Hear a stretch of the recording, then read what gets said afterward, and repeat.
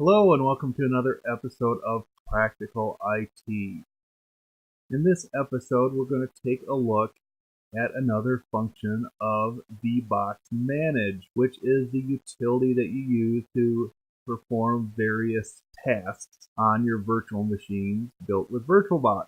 The specific task we're going to perform today is to resize a virtual hard drive. Let's get started.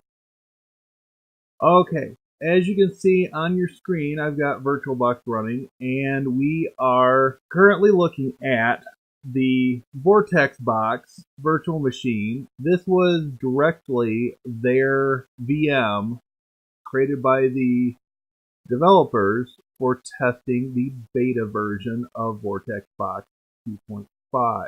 And as you can see here, this only has an 8 gigabyte disk. So in this case, we want to make this larger so we have more room to store FLAC files that we will create from our various CDs we're going to rip. So in order to do this, we're going to jump over to the terminal. I'm already in the directory that shows our files for this particular virtual machine. In this case, we're going to make this a 15 gigabyte hard drive. And to do this, we would simply type, okay, you start off by saying VBoxManage.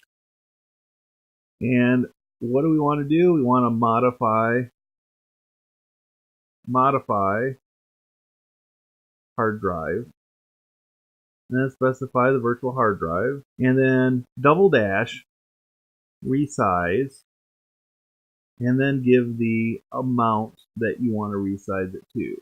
So in this case, 15360. And you hit enter, and that is done. Now, let's jump back to VirtualBox, switch to another VM, come back, and that's still showing as the 8 gig. So let's quit out of VirtualBox, and we'll relaunch it. Okay. Once this finishes loading up, it does in fact show as a 15 gig hard drive. But in this case, we have resized the virtual hard drive, but since the operating system was installed on the smaller disk, we need to tell the operating system to use the full size. So for that, we're actually going to boot our VM into gparted. And so I'm going to set this up, and I'll come back to you as soon as we've got that loaded up. Alright, so we've booted into gparted, and we are going to resize our disk to use the full amount of space. Resize move, text to apply, and it'll do its thing. Close. So from there, we can go ahead and close that, and then we're going to shut down.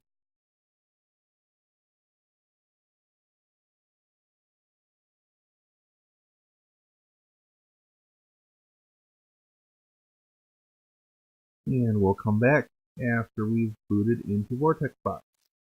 Alright, we're logged into our VortexBox, and we're going to do, let's see, disk free df-h, okay, root, and as you can see here, it does actually show that it is now 15 gigabytes. Alright, so the moral or the takeaway from this video is that while VMware has a cost associated with it, it does do some of these things from the graphical interface. With VirtualBox, you have to do some of these things manually.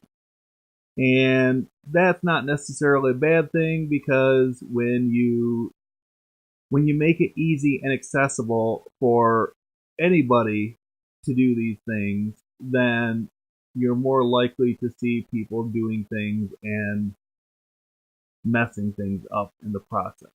So on that note, I'm going to go ahead and end this video.